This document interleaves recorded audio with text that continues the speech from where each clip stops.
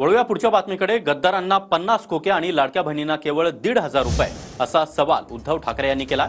लाडकी बहीण योजनेवरून उद्धव ठाकरे यांनी सरकारवर टीका केली आहे। तर सोन्याचा चमचा घेऊन जन्माला आलेल्यांना 1,500ची किंमत काय कळणार असं प्रत्युत्तर त्यानंतर देवेंद्र फडणवीस यांनी दिलंय। योजनेला नावं ठेवणाऱ्यांना लाडक्या बहिणीच उत्तर देतील असा इशारा देखील फडणवीस यांनी दिलाय। आता ती नवीन योजना आणली लाडकी बहीण, गद्दारांना 50 खोके आणि लाडक्या बहिणीला फक्त 1500। मग काय करायचं, काय गद्दारी करायची आम्ही?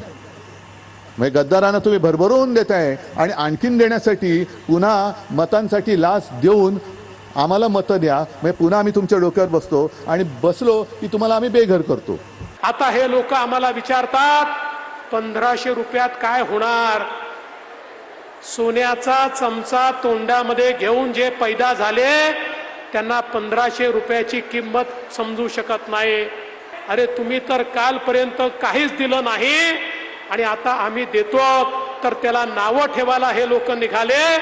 याला उत्तर आमच्या लाडक्या बहिणीच देतील।